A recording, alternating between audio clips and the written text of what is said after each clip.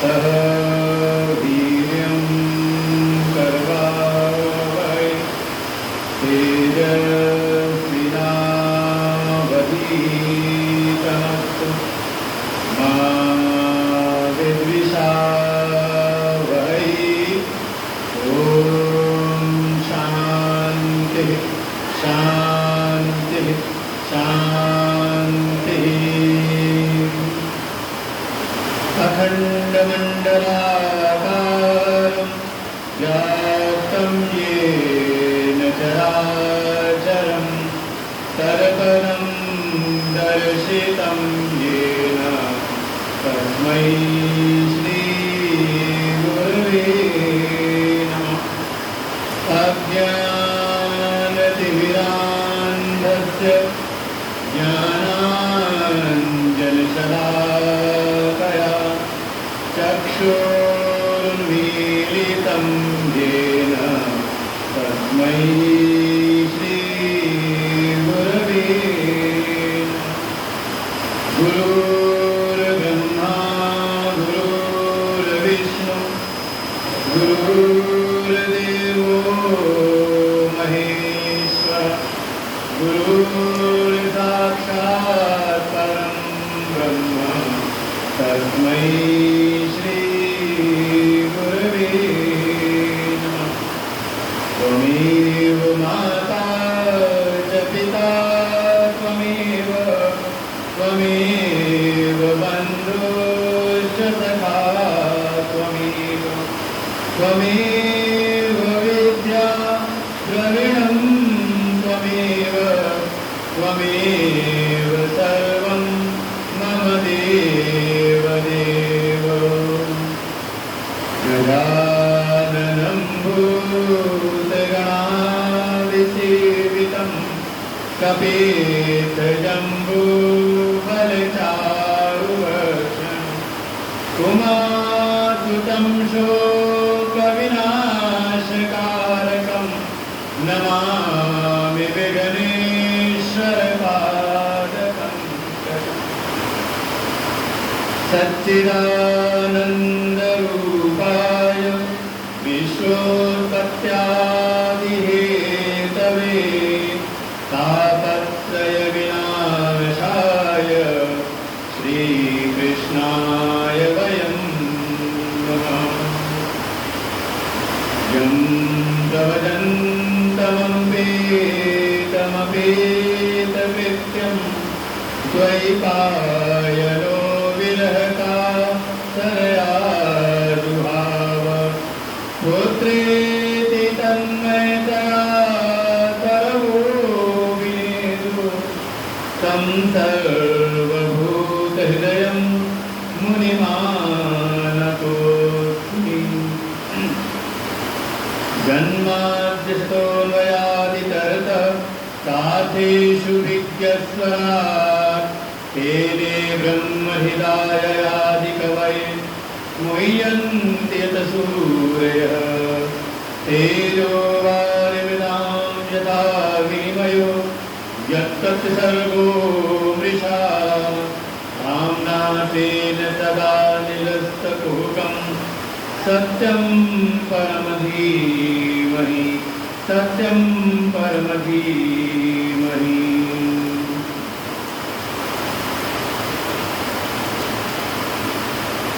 आनंद कंद सच्चिदानंद प्राप्त ब्रह्म श्री पंचमुखी महादेव भगवान के चरणों में कोटि नमन। जिनकी करुणा कृपा से एक बार पुनः भगवान महादेव की शरण में बैठ करके हम ये ज्ञान यज्ञ श्रीमद् भागवत महापुराण की कथा श्रवण करने के लिए उपस्थित हुए हैं। ऐसे हमारे पंचमुखी महादेव भगवान के चरणों में कोटि नमन वंदन।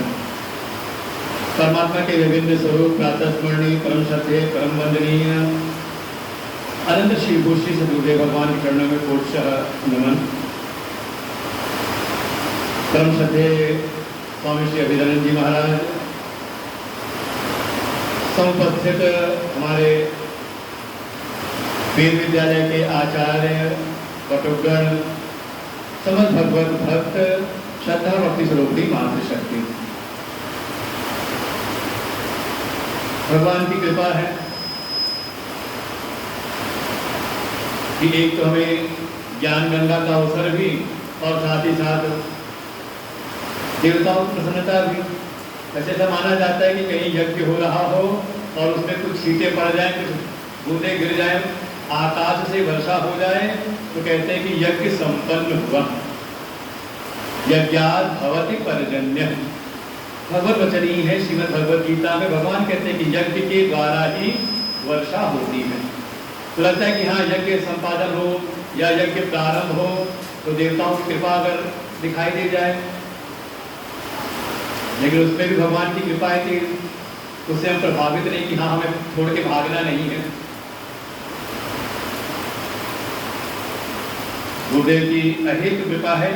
इस बिजौली ग्राम में ऐसा सुंदर आश्रम जिसका नाम ही वेदांत आश्रम, और उसमें भी उसकी महिमा बढ़ जाती है। जो द्वार पर प्रवेश करते ही पंचमुखी महादेव विराजमान हैं, उनकी कृपा से बाहर का कम कर, उनकी कृपा से निरंतर यहाँ पर ज़्यादा कर दिया, निरंतर सत्संग स्वाध्याय किसी न किसी रूप में होता ही रहा।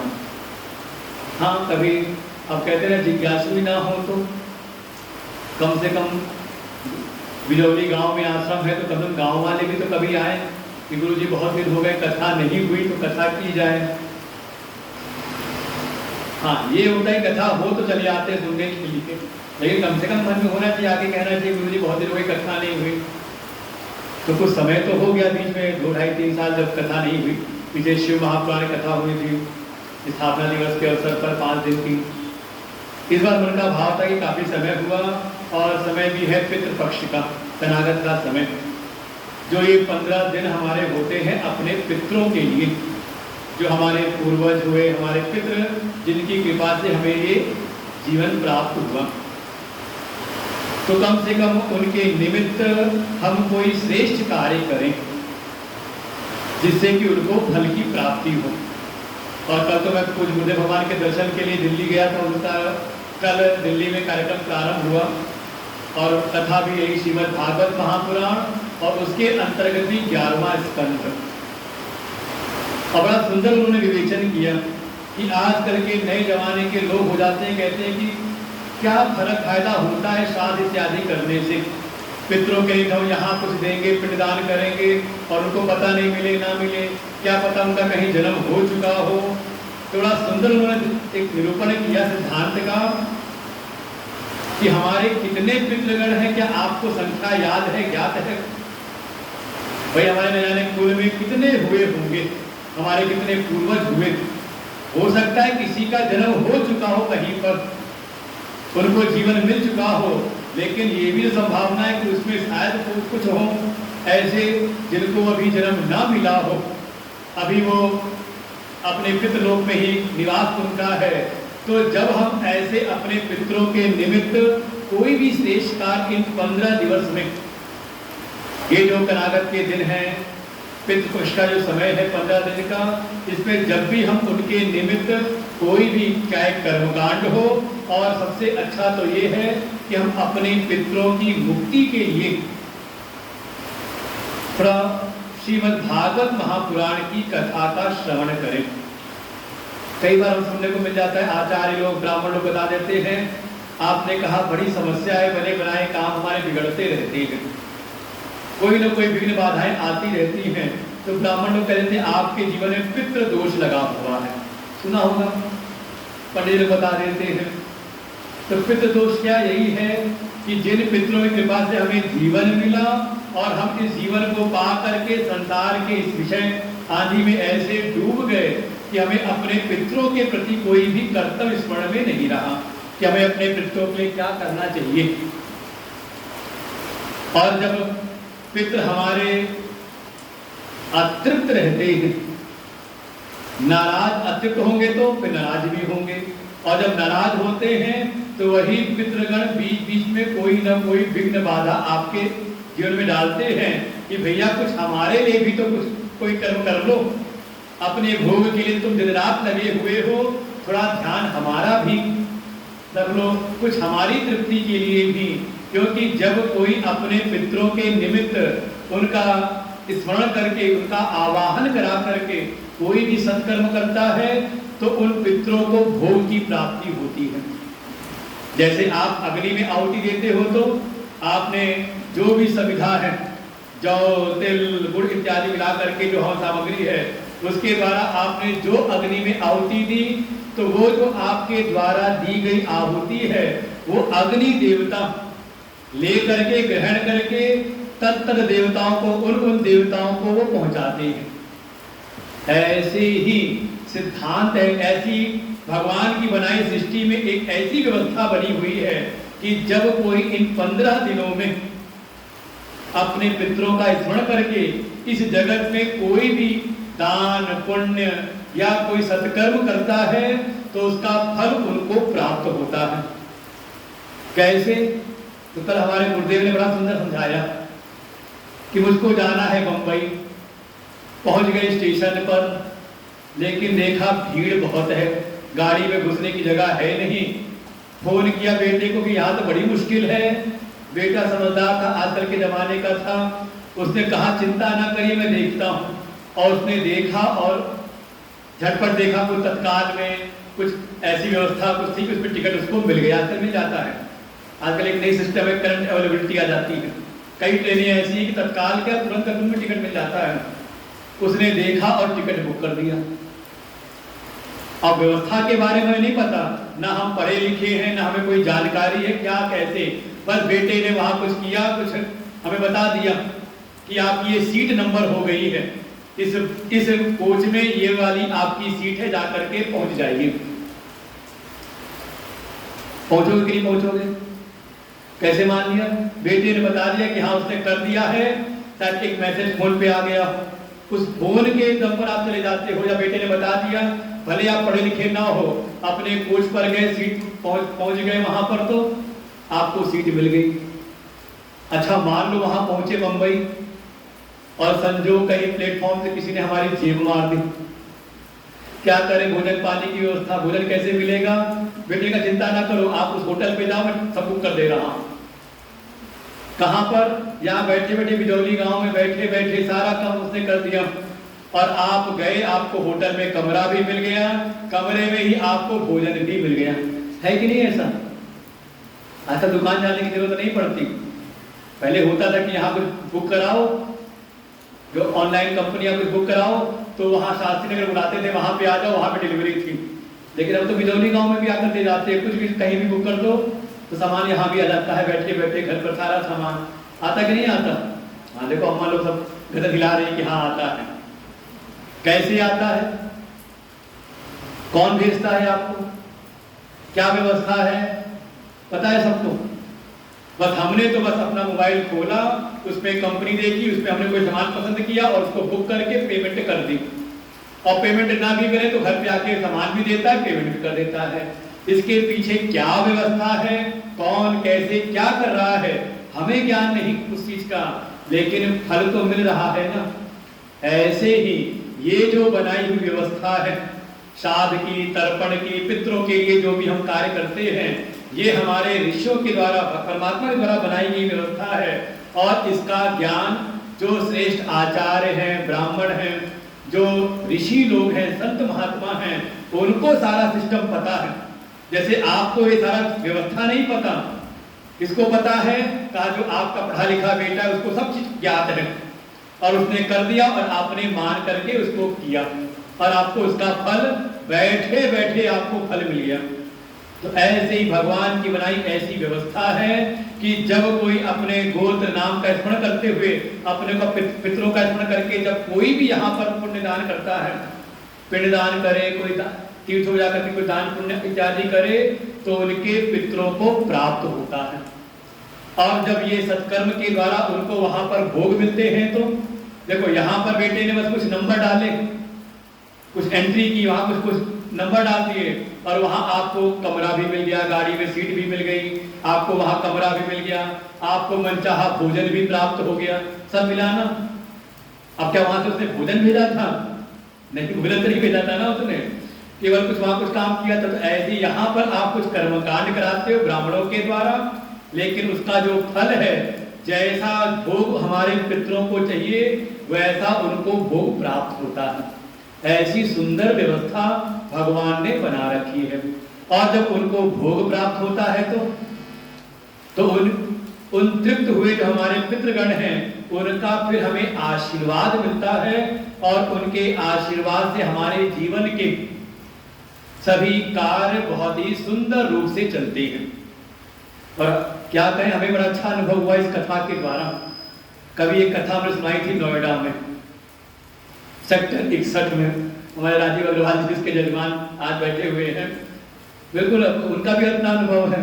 वो 7 दिन उन्होंने कथा सुना, लेकिन पूरे विधि विधान से, आचार्य ने विधि विधान से जो देवताओं के लिए वेदी बनाई, जैसे यहाँ बनी हुई है, रोज पूजन हो रहा है, प्रातः काल पूजन होता है और शाम को कथा। तो वेदी बना करके विधिवत देवताओं का आवाहन किया और साथ ही उनके पितरों का भी आवाहन किया, और विधि विधान के साथ में कथा संपादित हुई।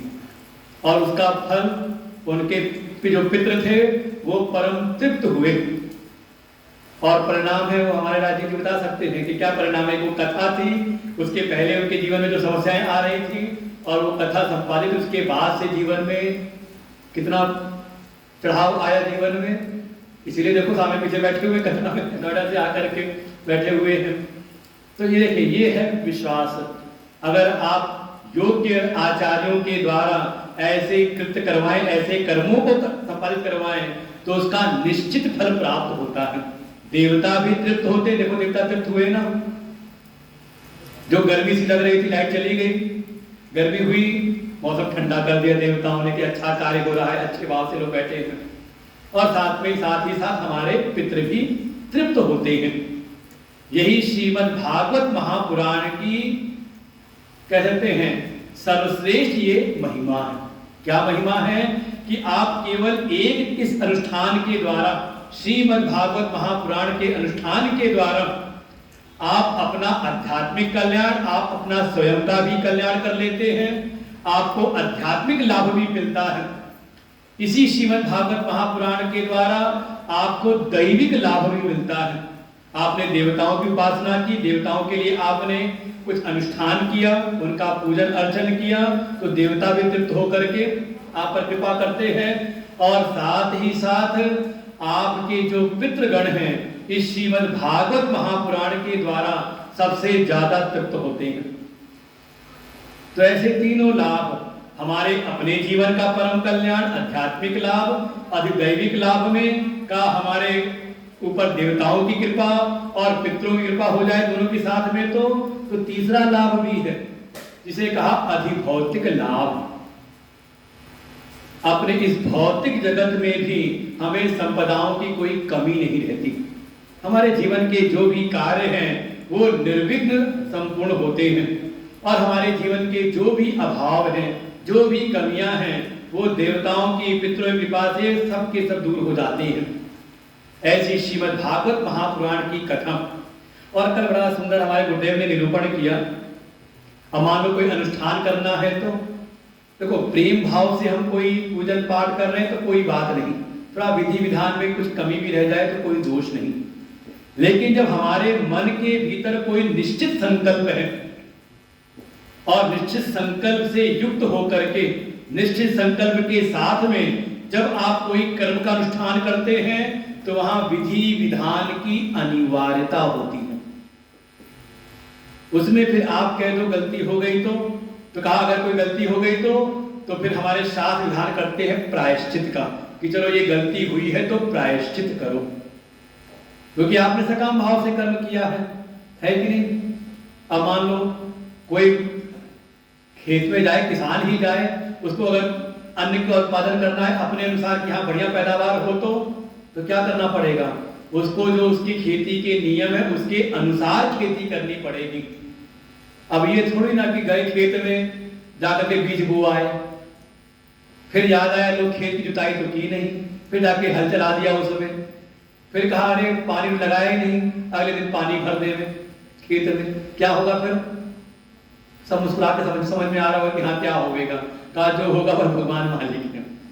अगर आपको निश्चित पैदावार चाहिए, खेती अच्छी चाहिए, तो आपको फिर विधान के साथ में करना पड़ेगा। ऐसी मान लो रसोई में कोई घुस जाए, मनमर्जी कुछ भी करे, तो भाई कुछ भी बनाना है उसका नियम है, विधान है, तब शायद उसका जो आप बनाना चाह रहे हो तो उसका उचित स्वाद आपको मिलेगा। और मनमर्जी जो आया से कढ़ाई में डाल दिया, कुकर में बंद किया, सीटी लगा दी, तो ठीक है पक जाएगा, लेकिन क्या बनेगा वो। तो ऐसे ही अगर आपको कर्म अनुष्ठान करना है, देवताओं की कृपा प्राप्त करनी है, पितरों की कृपा प्राप्त करनी है, और कोई अनुष्ठान करना है, तो उसके भी नियम होते हैं। तो मुझे बड़ा अच्छा लगा कल का, और मन में आया हमारे विद्यार्थी लोग बैठ के सुन रहे हैं, तो उनको बहुत ध्यान देना चाहिए इन चीजों के ऊपर। जो कर्मकांड या कोई मंत्र का जाप कर रहे हैं, जब अनुष्ठान कर रहे हैं, तो वहां पूज्य गुरुदेव बाबा ने बताया कि कोई भी अगर मंत्र का अनुष्ठान कर रहे हैं, किसी का अगर पाठ कर रहे हैं, तो उसके कुछ नियम हैं कि जिसका भी आप जप कर रहे हो, जो भी आप अनुष्ठान कर रहे हो, उसमें 6 चीजों का विशेष ध्यान रखना चाहिए। जैसे कोई मंत्र है, कोई भी शास्त्र है, कोई ग्रंथ है, कोई आप पाठ कर रहे हैं, तो उसमें 6 चीजों का विशेष ध्यान रखना चाहिए। और इसी के लिए कभी आप ध्यान दो, अगर हमारे विद्यालय के विद्यार्थियों से कराओगे कोई अनुष्ठान, तो आप ध्यान देना, कभी कराने के पहले एक काम कहेंगे, वो सब कुछ शुद्धि कराने के बाद कहेंगे 1 चमचे में जल ले लो या हाथ में जल ले लो, और फिर वो कुछ पढ़ते हुए कहेंगे पाठे विनियोग, और विनियोग कहेंगे कि जल को नीचे छोड़ दो। तो 6 चीजों का आपको स्मरण कराते हैं। किसका किसका? तो पहला ही कहा ऋषि कौन है। जो भी आप पाठ करने जा रहे हो, जिस ग्रंथ, जो ग्रंथ है, जो मंत्र है, उसके ऋषि कौन है, इसका हमें बोध रहना चाहिए। दूसरा कहा इसके देवता कौन है मंत्र के। फिर तीसरा कहा इसमें छंद क्या है। देखो जितने भी हमारे मंत्र हैं, जो भी हमारे ग्रंथ हैं, शास्त्र हैं, सब एक छंद में है। कहते हैं जैसे कविता होती है, हर चीज का उसका नियम है, कितने अक्षर होने चाहिए, कितने चरण हो, कहाँ आरोह है, कहाँ अवरोह है, उसका बिल्कुल एक निश्चित नियम। उसको कहते हैं छंद। कोई अगर श्लोक है तो उसके भीतर उसके छंद क्या है, कौन से छंद में है। फिर चौथा कहा इसकी शक्ति कौन है। फिर कहा इसका बीज क्या है। और कितने हो गए? छठा कहा कीलक क्या है इसका। अभी हमारे जो बैठे हुए लोग, इनको ध्यान आ रहा होगा, जब ये करते तो चीजें पूछते हैं। ऐसे ही शुरू में श्रीमद् भागवत के पारायण, जहां पारायण विधि दे रखी है, तो वहां पर विनियोग दिया हुआ है। ओम अस श्रीमद् भागवत आख्या स्तोत्र मंत्र से पहले ही नाम दिया ऋषि कौन है, तो कहा भागवत के ऋषि हैं देवर्षि नारद, नारद ऋषि। फिर छंद कौन सा है, तो कहा बृहति छंद। ये हमारे वेदों के छंद हैं, बृहति, अनुष्टुप, त्रिष्टुप, गायत्री। जैसे आपको एक मंत्र याद है गायत्री मंत्र, तुरंत पूछे तो आप फटाफट सुना दोगे। वास्तव में वो गायत्री मंत्र वो एक छंद है। उस छंद में जो भी मंत्र होते हैं उनको कहते हैं गायत्री मंत्र। उसी में एक गायत्री है सविता गायत्री, जो आपको जवानी याद है। ऐसे ही हमारे महादेव भगवान शिव की गायत्री है, गणेश भगवान की गायत्री है, माँ भगवती दुर्गा की गायत्री है, माँ लक्ष्मी की गायत्री है, हमारे कहते हैं भगवान विष्णु की गायत्री है, सभी देवताओं की गायत्री। ऐसे ही हमारे पितरों की भी गायत्री, पितरों को तृप्त करना हो उसका भी गायत्री मंत्र। तो गायत्री क्या है? कहा गायत्री छंद है। जो उस छंद में मंत्र होते हैं उनको कहते हैं गायत्री मंत्र है। तो छंद, तो कौन सा छंद है भागवत जी का? तो कहा बृहति छंद। श्री कृष्ण परमात्मा देवता। अच्छा, भागवत जी के देवता कौन है? कौन है देवता? तो इतना तो कम से कम पता होना चाहिए। इतनी कथा वथा सुन रखी है कि ठीक है, इसमें भगवान नारायण के 24 अवतारों का वर्णन है, लेकिन मुख्य जो इसके देवता हैं, जो भगवान है, कौन है? का परमात्मा भगवान श्री कृष्ण, तो वही इसके देवता है, श्री कृष्ण परमात्मा देवता। बीज क्या है? का बीज है ब्रह्म। अर्थात श्रीमद् भागवत महापुराण में भगवान कृष्ण की लीलाओं का वर्णन करते हुए प्रतिपादन किसका है? कहा उनके ब्रह्म स्वरूप का। कम से कम इतनी बात तो पक्का समझनी चाहिए। ब्रह्म तो समझ में आता है ना, ब्रह्म किसको कहते हैं? किसको? वो ब्रह्मा नहीं, सृष्टि बनाने वाले ब्रह्मा विष्णु महेश का, उनसे भी जो परे हैं, सबके मूल में, सारे जगत के जो अधिष्ठान हैं, जो हमारी आत्मा रूप से विराजमान है, उनको कहते हैं ब्रह्म। तो बीज है भगवान श्री कृष्ण की कथा सुनाते हुए उनके ब्रह्म स्वरूप तक पहुंचाना, इसलिए बीज है, मूल है ब्रह्म, उनसे सब उत्पन्न हुआ है। फिर बीज हो गया, फिर शक्ति क्या है इसकी? तो कहा भक्ति ही शक्ति। समझे? श्रीमद् भागवत की जो शक्ति है वो भक्ति है, और वो भक्ति स्वरूपा कोई और नहीं, श्रीमद् भागवत महापुराण में उन्हीं का नाम है राधा। जो राधा शक्ति बिना, भाई बिना उनकी, राधा जी की शक्ति के श्यामल दर्शन का उनके दर्शन होते नहीं। इसलिए भक्ति स्वरूपा, भले श्रीमद् भागवत महापुराण में राधा जी का कहीं नाम ना हो, लेकिन जो इस भागवत में भक्ति की महिमा का प्रतिपादन है वो साक्षात राधा जी ही है। रामायण में जाएंगे तो वहां जानकी जी है भक्ति स्वरूपा, ऐसे ही राधा जी ही यहाँ पर भक्ति है, और वही भक्ति भागवत की शक्ति है। फिर कीलक, कीलित किससे है ये? कहते हैं एक कील काट देते हैं ना, जैसे मान लो स्पीकर टंगा है तो का उसका स्टैंड है, स्टैंड है तो का एक कील पर खूंटी पे गड़ा हुआ है। कहते हैं कहीं पर एक कील काट दी तो कहीं मजबूत हो गया यहाँ पर, तो मजबूती से किस चीज का यहाँ पर आख्यान है? तो कहा ज्ञान वैराग्य कीलकम, ये कीलित है इसमें क्या? ज्ञान और वैराग्य। और इस बात का तो बिल्कुल 12वें स्कंद में समापन पे इसी बात को कहेंगे कि श्रीमद् भागवत महापुराण में आदि मध्य अवसानेषु वैराग्याख्यान संयुतम, कि इसके आदि मध्य और अवसान में, प्रारंभ में, मध्य में और विश्राम में, ये जितनी भी भगवान की लीला कथाएं हैं, इन सब का सार यही है कि थोड़ा संसार के विषयों से हमें वैराग्य हो, और वैराग्य लेकर के आ जाए वेदांत आश्रम में, भले 2 घंटे के लिए आ जाए, 7 दिन कथा सुनने के लिए आ जाए, तो कम से कम विरक्त होकर आना पड़ेगा ना संसार से, और संसार में मन बैठा रहे तो निकल के आओगे। अब जिसके थोड़ा अपने मन को संसार से हटाया तो आ गए आश्रम में, तो वैराग्य लेकर के आए, भले क्षणिक हो, थोड़ी देर के लिए हो, और आए तो यहाँ बैठ के क्या कर रहे हैं? का ज्ञान की प्राप्ति कर रहे हैं। तो ज्ञान वैराग्य इसमें कीलक है कि ये वास्तव में जो कथा है ये हमारे भीतर ज्ञान वैराग्य को ही स्थापित करने के लिए, जागृत करने के लिए है। और फिर हो गए 6 हो गए। ऋषि है देवर्षि नारद, देवता है परमात्मा श्री कृष्ण, छंद है प्रियति छंद, बीज है ब्रह्म, शक्ति है भक्ति, भक्ति स्वरूपा राधा जी, कीलक है इसमें ज्ञान और वैराग्य। मम श्रीमद् भागवत सिद्ध्यर्थम पाठे विनियोग, इसके लिए इन 6 चीजों का जब स्मरण करके हम कोई कर्मानुष्ठान प्रारंभ करते हैं, इसे बहुत ध्यान रखना चाहिए सभी को।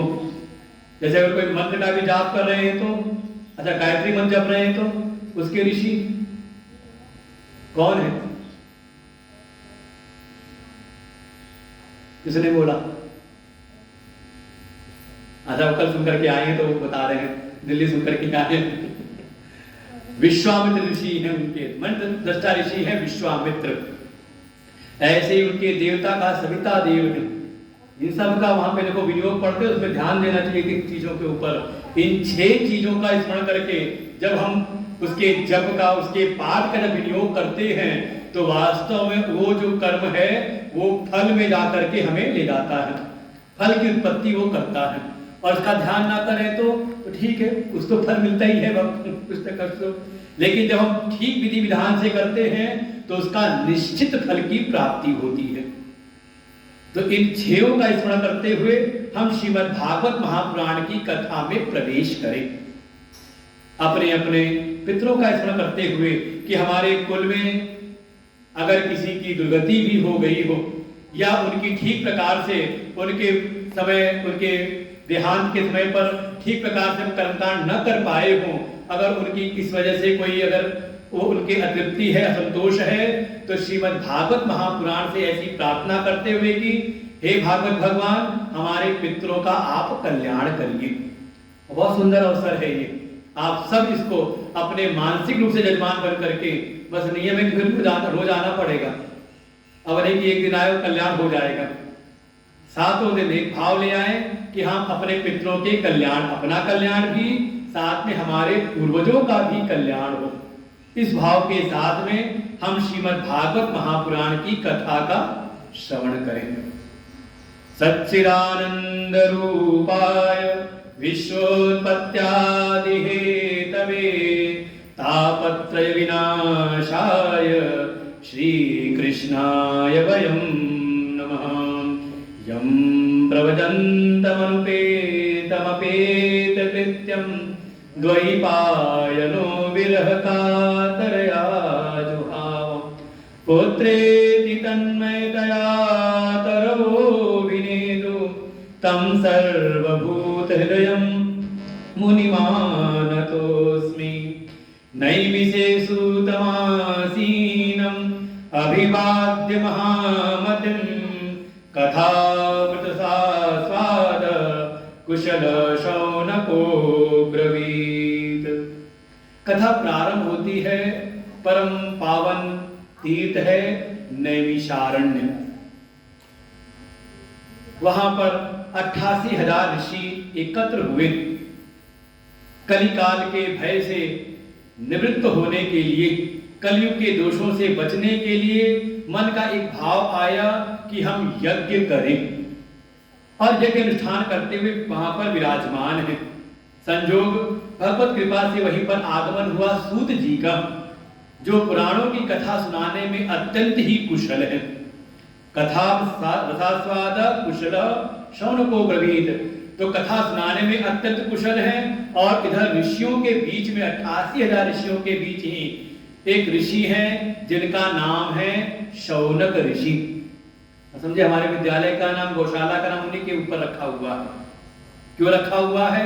क्योंकि हमारे गुरुदेव का भी पूर्व का, संन्यास के पूर्व का नाम पुराणों को पता होगा, यही नाम है, उन्हीं के नाम से।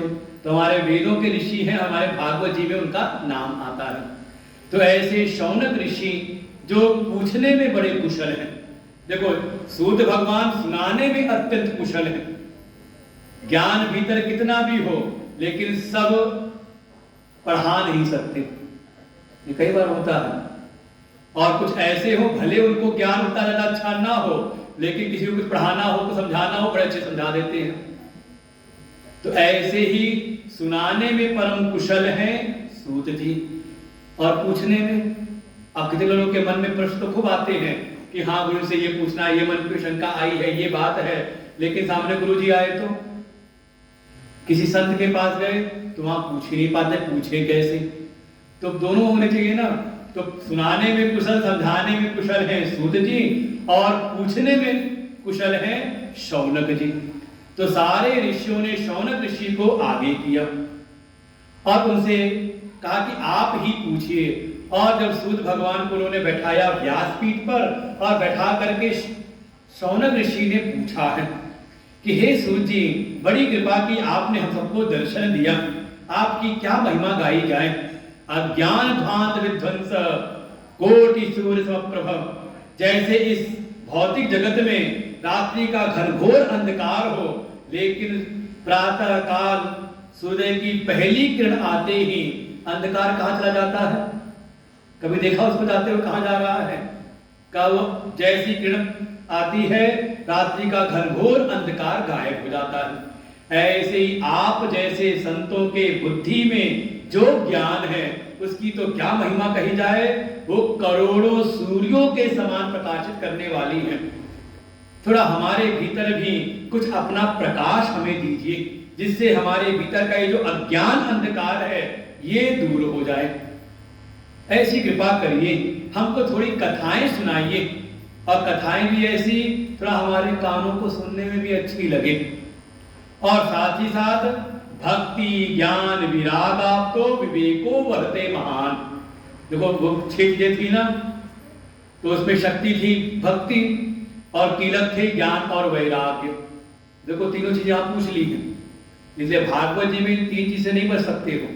वो अभी प्रणव सुना रहे थे ना, भागवत के 4 अक्षर हैं, भा ग व और त।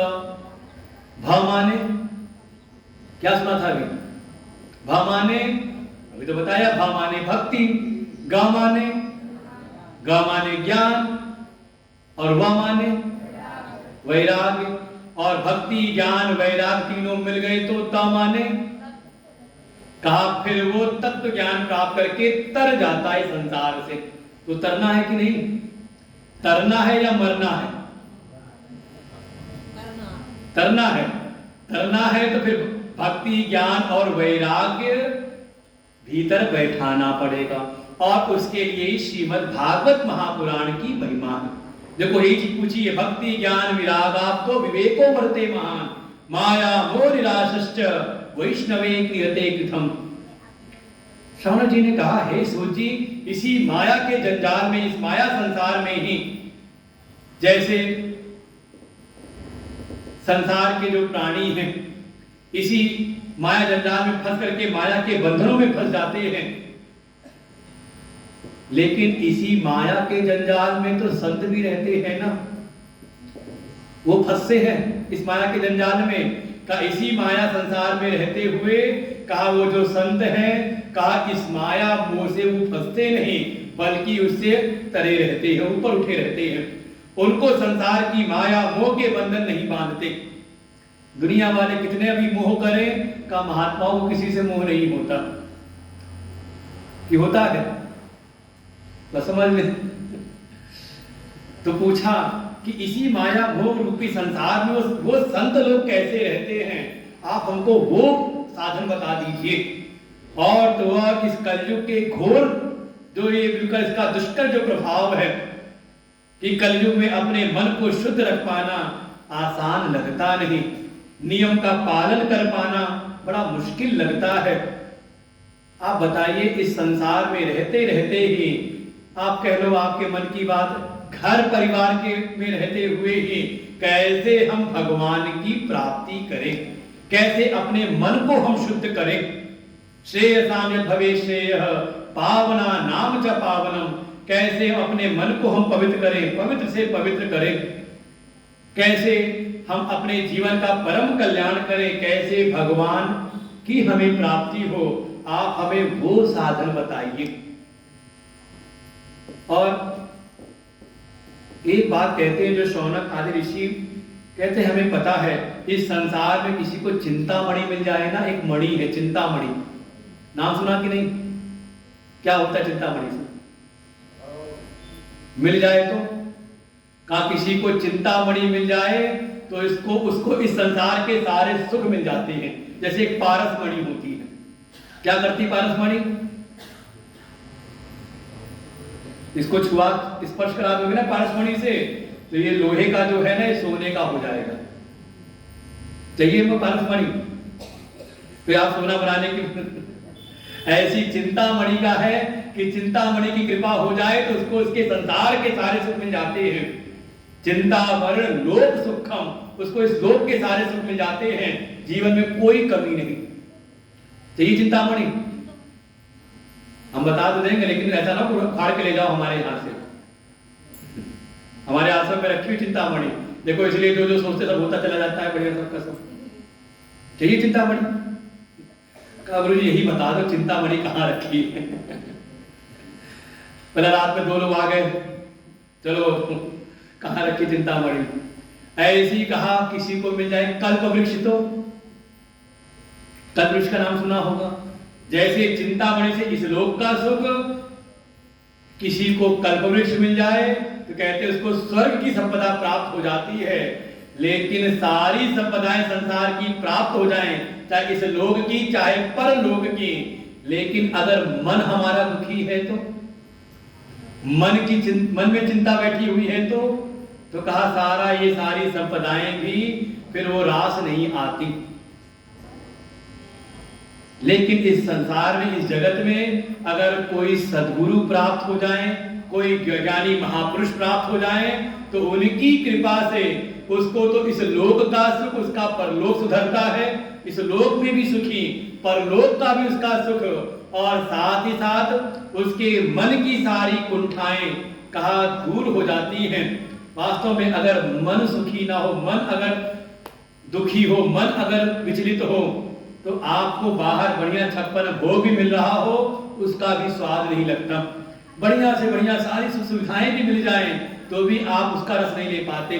क्यों? वे कहीं ना कहीं मन में चिंता बैठी है।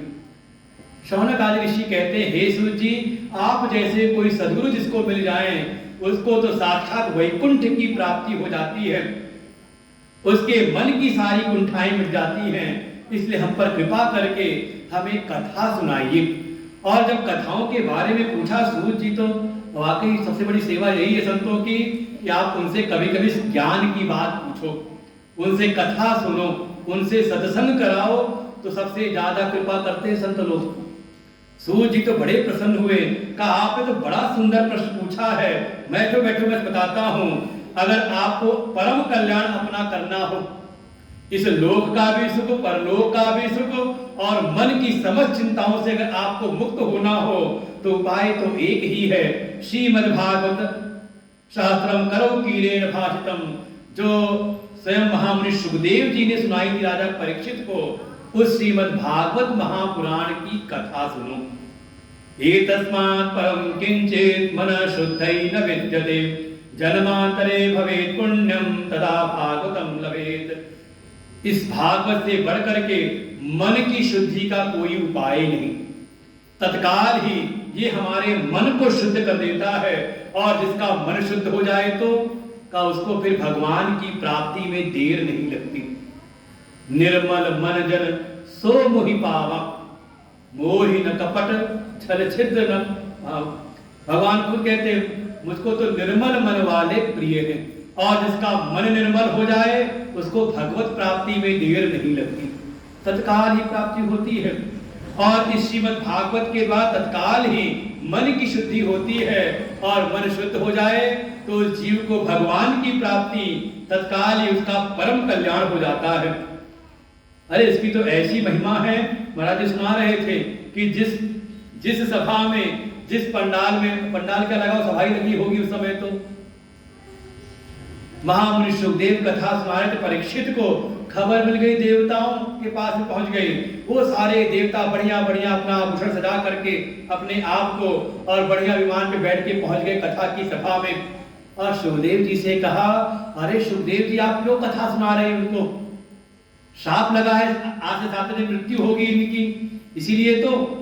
अरे हम ये देवलोक का अमृत लेकर के आए हैं, ये अमृत का कलश इनको पिला दीजिए, इसकी एक बूंद भी कोई पी ले।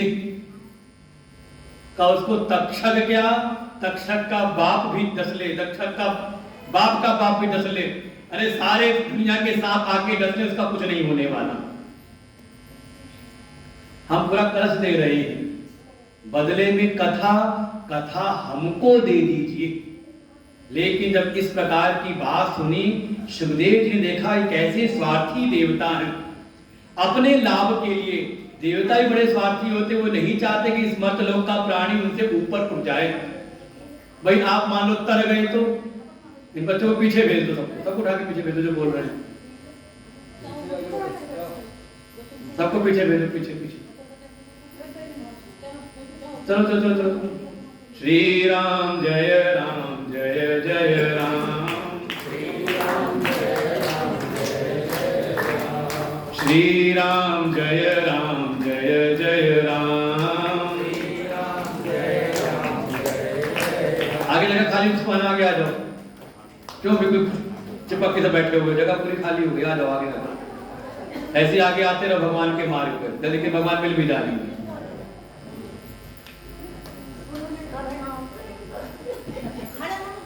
नहीं, बैठ जाओ बैठ जाओ, यानी आगे आके बैठ जाओ। देखो अम्मा को, हम जब से आए तब से आ रही अम्मा देखो सबसे लगी हुई सेवा में। हमने भी कह देना तो हम आश्रम छोड़ने वाले ना, तुम छोड़ना आश्रम आना। हाँ, सुन तो सेवा कर रही है अम्मा अभी भी। जब कथा होगी भले सुनाई नहीं दे रहा, हमने कहा मैं दिखाई तो दे रहा हूं, देखती रहना। सुखदेव देखा देखो कितने स्वार्थी देवता हैं। अगर इनको कथा सुननी होती तो देखो इस कथा में बहुत सारे लोग आकर के बैठे हैं, आकर के वो भी कहीं बैठ जाते अपने स्थान पर। लेकिन उनके मन का भाव क्या है कि परीक्षित को एक कथा ना मिले। और कैसी अदला बदली की बात कर रहे हैं, देवलोक के अमृत से भागवत को लेना चाह रहे हैं। का ये देवलोक के अमृत से व्यक्ति अमर तो हो सकता है, उसका शरीर तो अमर हो जाएगा, लेकिन शरीर की जो व्याधि है, पीड़ा है, मन का दुख है, का वो तो दूर नहीं होगा ना। अभी तो शरीर ऐसा है कि अगर इसको ज्यादा कष्ट मिले तो मूर्छा में चला जाता, बेहोश हो जाता है। और मान लो आपको कष्ट मिलता रहे और शरीर बेहोश ना हो तो सहना पड़ेगा ना। लेकिन श्रीमद् भागवत जी तो ऐसा अमृत है, ऐसा ज्ञान अमृत है जो हमारे मन की सारी कुंठाओं को, मन की सारी चिंताओं को मिटाने वाली है। जान गए कि ये देवता लोग अधिकारी नहीं है, उनका तिरस्कार करके सभा से भगाया। इसलिए देवताओं को भी कथा दुर्लभ है। अब क्या कहें, अब देवताओं की कृपा हो रही थी कि देवताओं का विघ्न हो रहा था। देवता भी कई बार विघ्न करते कथा में। अब मान लो कोई देर से कथा में निकला होगा, सोचा चलो कथा में चले, गांव से निकले थोड़ा देर से और बीच में बारिश आ गई, देखा इतनी जोर की बारिश आ रही तो आप तो भीग जाएंगे, वापस चले गए। तो उनके लिए क्या हुआ, का देवता भी विघ्न डालते, कथा में न पहुंच पाए। और आप पहले आ गए तो समझो भगवान की बड़ी कृपा है आप पर। देवताओं को भी ये कथा दुर्लभ है, ऐसी महिमा है कथा की। वर्णन तो ऐसा क्या, कोई साध दिन भी कथा सुन ले तो उस पर भगवान की विशेष कृपा होती है। किसने सुनी, किसने सुनाई, तो वर्णन किया एक समय देवर्षि नारद।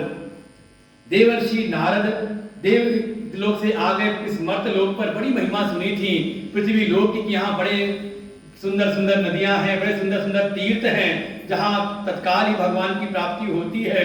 लेकिन जब आए तो देखा कलयुग ने ऐसा घेर लिया है सारे इस भूमंडल को, और कलयुग के सारे दोषों ने व्याप्त लिया है सारी पृथ्वी को। कहीं पर भी वो महिमा दिखाई दी नहीं। चलते चलते पहुंच गए, भ्रमण करते करते सारे तीर्थों में, हरिक्षेत्रम, कुरुक्षेत्रम, श्रीरंगम, सारे तीर्थों में घूमते घूमते पहुंच गए वृंदावन। लेकिन जैसे ही वृंदावन की सीमा में प्रवेश किया, चलते चलते देखा यमुना जी के तट पर, पहले यात्रा नदियों किनारे किनारे करते थे जिससे कि जल मिलता रहे। चलते चलते यमुना जी के तीर पर चलते चलते देखा ये भीड़ लगी हुई थी।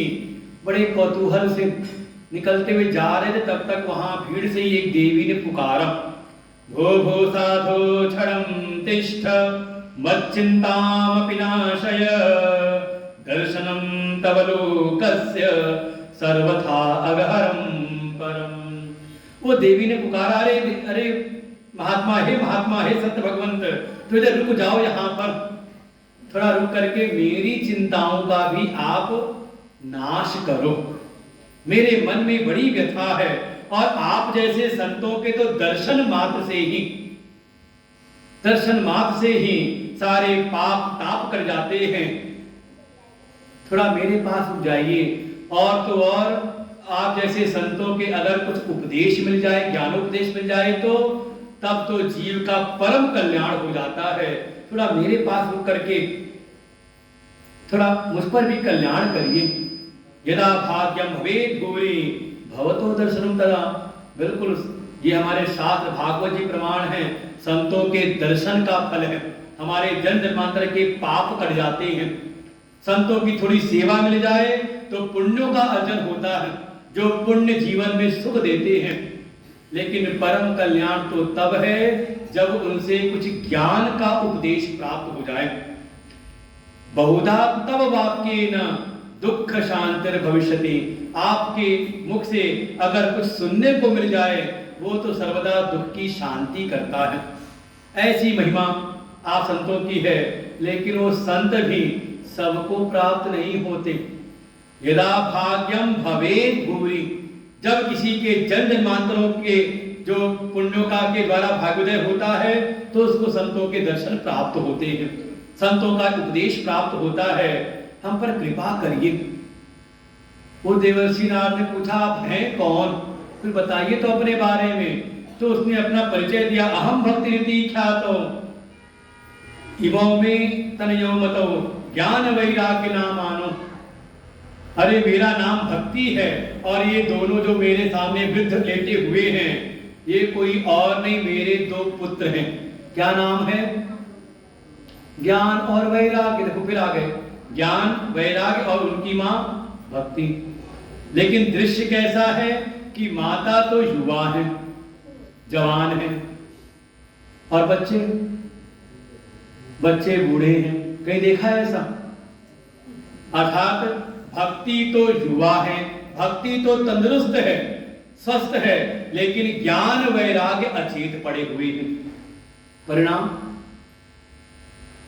परिणाम है कि भक्ति रो रही है। देखो ऐसी दशा हमारी भी होती है। जगत में व्यक्ति देखा देखी, माता पिता को देखा, किसी और को देखा, तो भक्ति के साधनों में तो लगा रहता है, खूब पूजा पाठ भक्ति तीर्थ यात्रा व्रत उपवास सब करते हैं, लेकिन सत्संग नहीं सुनते, ज्ञान की प्राप्ति नहीं करते। इसको कोई लाइट इन्वर्टर वाली जला दो। ज्ञान वैराग्य, ज्ञान की प्राप्ति नहीं करते, संसार के विषयों से वैराग्य नहीं लेते, तो क्या है? तो आप कहते हो कि भक्ति पूजा पाठ तो खूब करते हैं लेकिन जीवन में शांति नहीं। देखो सिद्धांत है, भक्ति तो है लेकिन ज्ञान वैराग्य वृद्ध है, अचेत है, तो भक्ति भी रो रही है। देवर्षि नारद ने बड़ा प्रयास किया, क्या करूं, कैसे करूं, जाकर ज्ञान वैराग्य को जगाने का प्रयास किया। मन में आया ज्ञान जगते हैं वेद वेदांत की कथा सुनाने से। वेद वेदांत घोषैश्च गीता पाठे मुहुर्मुहु, वेद वेदांत गीता का पाठ सबको सुनाया, लेकिन ज्ञान वैराग्य उठते तो हैं, लेकिन जैसी देवर्षि चुप हो जाए तो ये ज्ञान वैराग्य भी धड़ाम से गिर पड़ते हैं अपनी अवस्था में ही। तात्पर्य संतों ने कहा, देखो आप सत्संग में आ गए तो अब महात्मा जी सुना रहे हैं आपको सत्संग, तो भीतर क्या हुआ? ज्ञान भी जग रहा है कि नहीं, वैराग्य भी जग रहा है। लेकिन जैसी सत्संग पूरा हुआ तो क्या हुआ? बाहर निकलते ही का ज्ञान वैराग्य भी धड़ाम से गिर पड़ते हैं। ऐसे ही बिल्कुल कहा, क्या करें? बड़ा प्रयास करते हैं, तभी आकाशवाणी हुई, हे देवर्षि अगर कुछ करना है तो आप सत्कर्म करिए, सत्कर्म करिए, सत्कर्म के द्वारा ही इनका परम कल्याण होगा। देवर्षि समझ नहीं पाते सत्कर्म क्या है, जिससे भी पूछते कोई बता नहीं पाता। तब इनकी भेंट हुई, पूछते पूछते पहुंच गए बद्री विशाल धाम में, जहां इनकी भेंट हुई अपने भाइयों से ही। ब्रह्मा के ही पुत्र हैं देवर्षि नारद, और ब्रह्मा के ही पुत्र हैं 4 ब्रह्म कुमार, सनक, सनंदन, सनातन और संत कुमार। ये चारों संत कुमार से इनकी भेंट हुई। सारी जब व्यथा बताई तो सनत कुमार ने कहा, बस इतनी सी बात है, मां चिंता कुरु देवर्षि, हे देवर्षि चिंता बिल्कुल मत करो। उनका उपाय है, ज्ञान वैराग्य को स्वस्थ करने का उपाय है। क्या करें? और बड़ा सुखद उपाय है, बड़ा परिश्रम नहीं करना है उसमें। क्या उपाय है? का उनको भागवत की कथा सुनाओ। कौन सुनाएगा? तो सनत कुमार ने कहा, मैं ही सुना दूंगा, चलो अनुष्ठान करो, आयोजन करो। देवर्षि आए। हाँ, एक बात और कही, देवर्षि ने कहा फिर चलिए वृंदावन पे। वृंदावन में देखा था भक्ति रो रही थी, उनके ज्ञान वैराग बूढ़े पड़े थे दोनों बच्चे, चलिए वहां पर। तो सनत कुमार ने कहा, कथा तो मैं सुनाऊंगा लेकिन वृंदावन में नहीं सुनाऊंगा, कथा सुनाऊंगा हरिद्वार में। क्यों? सनत कुमार कहते हैं, थोड़ा नीचे उतर करके मैं आऊंगा और थोड़ा ऊपर चढ़ करके वो भी तो आए, दोनों का प्रयास हो तब परिणाम होता है।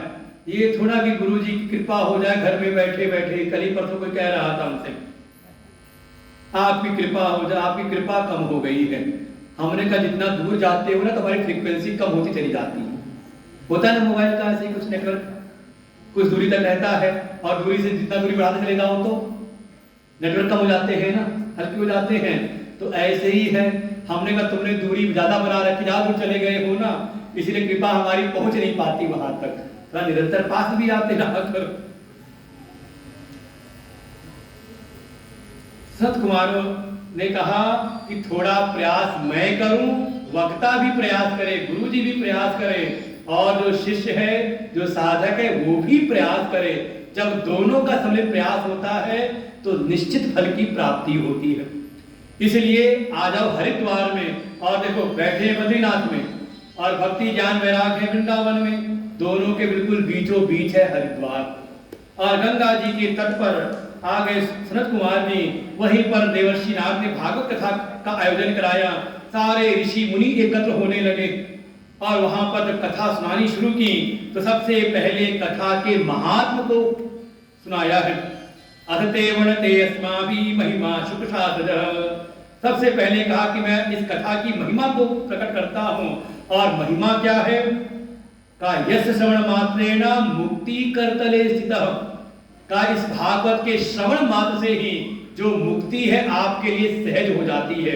जैसे हमारे हाथ में रखी कोई वस्तु हो, भाई कहीं कोई चीज दूर हो तो कहीं पर प्रयास करना पड़ेगा, लेकिन कोई चीज मेरे हाथ में रखी हुई हो तो सहज है वो।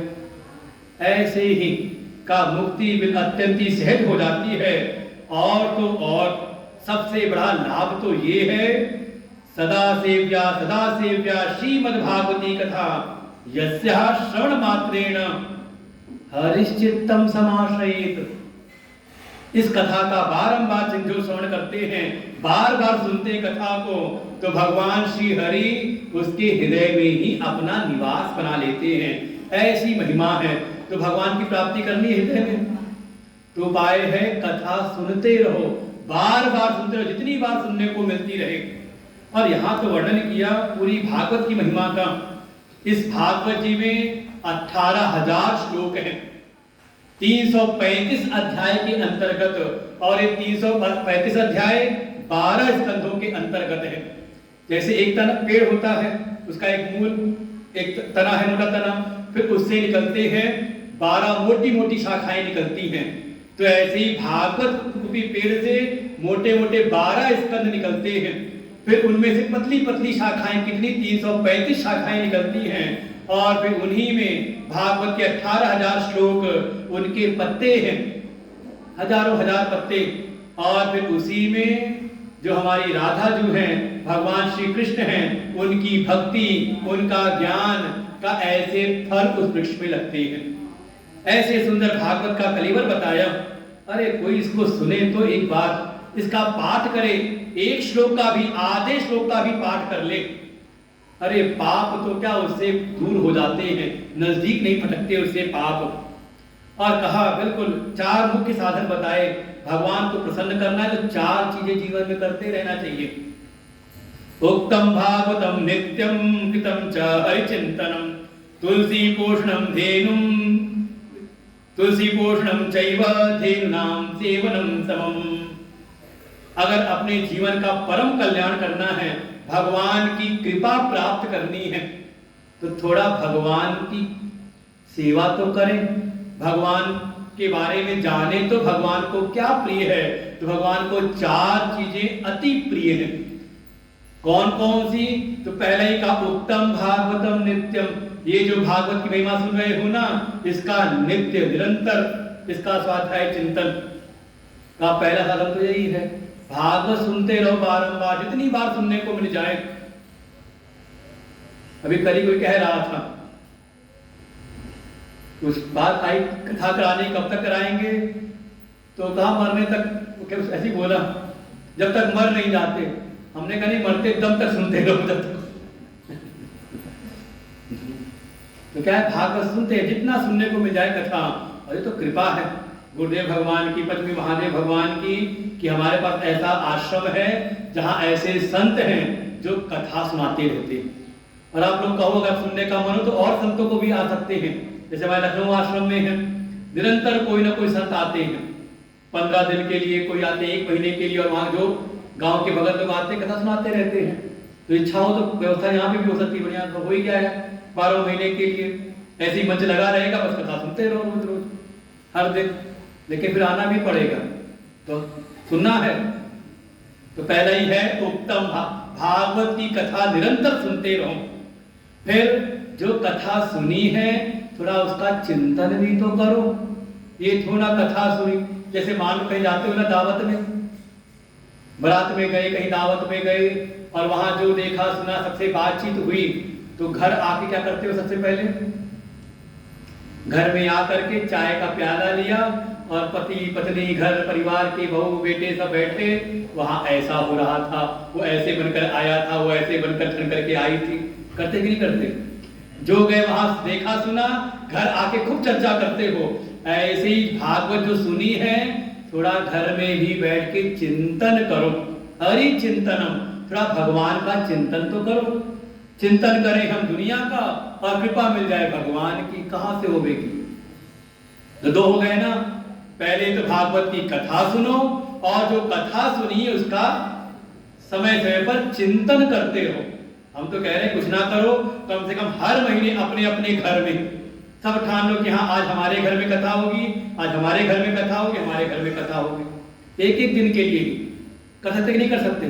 तो हमारे जो आचार्य लोग हैं, हमारे प्रणव हैं, वंश हैं, चाहे कथा सुना देंगे आपको और कुछ नहीं करना। अब देखो हमारी शशि माता जी बैठी हैं, 2-3 बार कथा करा भी दी उन्होंने, महाराज जी से कथा करा दी। महाराज जी को बुला लो 1 दिन के लिए, तो है कि नहीं? आसान उपाय है ना। तो ऐसी मांग लो अपने अपने घर में कि आज हमारे घर में होगी, 10 लोग को बुला लिया जो बैठ करके दुनिया की निंदा चुगली करती हो, लेकिन कथा सुन लेना है कि नहीं? कल्याण हो तभी, भगवान की कृपा तभी है। पहले तो कथा सुने और फिर उसका निरंतर चिंतन करें। फिर तुलसी पोषणम, कम से कम हिंदू धर्म का हो और घर में तुलसी का गिरवा ना हो तो। फिर कहते हैं तुलसी, अब समझ लो हनुमान जी गए लंका में, कहां पर? लंका में गए, दुष्टों के यहाँ, राक्षसों के यहाँ गए और वहां जाकर के भी उन्होंने एक संत को पहचान लिया। यहाँ कहां सज्जन करवासा, उनके मन में यहाँ कौन सा सज्जन रहता है? कैसे पहचाना? रामायुध अंकित गृह शोभावर नव तुलसी का वृंता देखी हर्ष कपिराई। वहां क्या देखा उन्होंने? अरे यहाँ घर में तुलसी का बिरवा लगा हुआ है, भगवान के चिन्ह लगे हुए हैं, निशान बने हुए हैं। तो किसका घर है?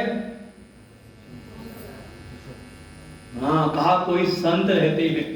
साधु ते होई न कारज हानि, इनसे तो हट करके पहचान करनी चाहिए कोई साधु संत ही होंगे। और पहले महात्मा लोग भिक्षा लेने जाते थे तो ऐसी पहचानते थे कि अच्छा कोई सात्विक परिवार है कि नहीं। तो क्या लेते थे? दरवाजे पर तुलसी का बिरवा है कि नहीं, कोई भगवान के चिन्ह लिखे हैं कि नहीं, शुभ लाभ लिखा हो, गणेश ये सब फोटो लगी हो, भगवान की कोई मूर्ति लगी हो, तो पहचानते थे कि हाँ कोई सज्जन व्यक्ति का घर है। तो तुलसी की सेवा, अभी आ रहा है कार्तिक मास, नियम होना चाहिए घर में तुलसी का पेड़ हो और उसकी हम सेवा भी करें। कितने हो गए? 3। कथा सुनो भागवत की, भगवान का चिंतन करो, तुलसी की सेवा। चौथा है धेनु नाम सेवनम, गाय की सेवा।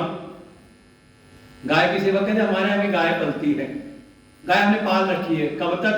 जब तक दूध देती तो पालते हैं, उसके बाद जंगल में छोड़ देते हैं और फिर कोई गाय दुधारू गाय दिख जाए तो पकड़ के ले आते हैं। ऐसी ये नहीं। गाय की सेवा, जैसे हमारे आश्रम में कितनी गाय हैं? लगभग छोटे बड़े मिला के 15-20 हैं और दूध 1 किलो देती है। और कहीं कोई बेचने का काम नहीं, हमारे मदन भैया है, सेवा करते रहते हैं, बड़े मन से सेवा करते हैं गायों की। इतने भाव से कोई सेवा करने वाला हो, सेवा करते हैं, उनको पता पूछे ना कितना यहाँ पर कितना खर्चा होता है गौशाला में और कितना व्यवसाय किया जाता है। कुछ भी, भले किसी को ऐसे दे दे, हाँ ले जाने ले जाओ, लेकिन कुछ नहीं। तो जहां, और गाय भी देसी गाय हो, वो नहीं ले आए लाके जर्सी गाय पाल लिए दूध को मिल देगी। कौन सी? कहा देसी गाय। कैसी होती हैं? कहा हमारे आश्रम की गाय देख लेना, सब देसी गाय हैं, गिर है, साहिवाल है, हरियाणवी देसी, सब तरह की गाय रखी हुई हैं। आकर देखो, इन गायों की सेवा और रोज पूजन होता है।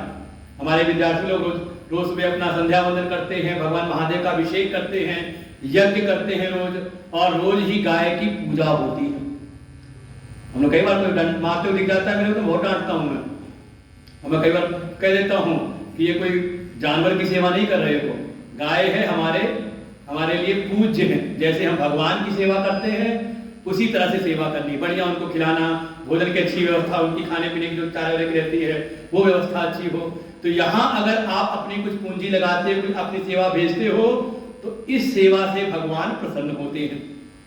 तो ये 4 साधन अगर कोई करे, भागवत की कथा सुने, उत्तम भागवतम नित्यम, कृतम च हरि चिंतनम, भगवान का चिंतन करे, तुलसी की सेवा करे और गाय की सेवा करे, गौशाला में अपना कुछ अंशदान दे करके आए। भगवान कहते हैं, भगवान से सनत कुमार कहते भगवान अत्यंत उनसे प्रसन्न हो जाते हैं। बस ये है कि ये सेवाएं भी सबको प्राप्त नहीं होती। कोटि जन्म समुत्थेन, किसी करोड़ों जन्मों का कोई पुण्य भागी हो तो उसको ये सेवाएं प्राप्त होती हैं, उसका ही संसाधन सेवाओं में लगता है, सबका नहीं लगता। कई लोग चाहते हैं सेवा लेकिन कर ही नहीं पाते, कोई ना कोई बीच में फिर बाधा आ जाती है। ऐसे भागवत जी की महिमा का वर्णन किया, और तो और क्या कहें, भागवत जी साक्षात भगवान की वांगमयी मूर्ति है।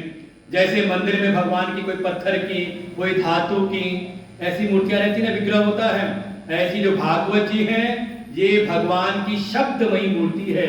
इसके एक एक शब्द भगवान का साक्षात्कार कराने वाले हैं। ऐसी महिमा है श्रीमद् भागवत महापुराण की। और स्वयं भगवान ही जब कभी उद्धव जी उनके सन्निकट आए, भगवान जाने वाले थे गोलोक धाम को, उद्धव जी ने प्रार्थना की, हे प्रभु आपके जाने के बाद हमें कहाँ का आश्रय, किसका आश्रय मिलेगा, हम किसका आश्रय प्राप्त करेंगे। भगवान ने कहा उद्धव चिंता ना करो, मैं जाते जाते इस भागवत जी में अपनी समग्र शक्तियों को, अपना तेज ऐश्वर्य सब इसमें विराजमान कर दूंगा। और देखते देखते भगवान भागवत जी में प्रवेश कर जाते हैं। तिरोधाय प्रविष्टोयम श्रीमद् भागवत आर्णवम तेनेयं वांगमयी मूर्ति प्रत्यक्षावर्ते हरे। इसलिए भगवान देखते थे प्रवेश कर गए। अतः श्रीमद् भागवत जी कोई ग्रंथ नहीं, ये नहीं कि गए लेकर के आए और कहीं लगा दिया अलमारी में। अब सारे ग्रंथ वैसे ही हो, भागवत और शिव पुराण इत्यादि लगे हो तो अच्छी बात है, लेकिन ऐसी किसी भी कई जगह ऐसी रख दिया तो का दोष लगता है।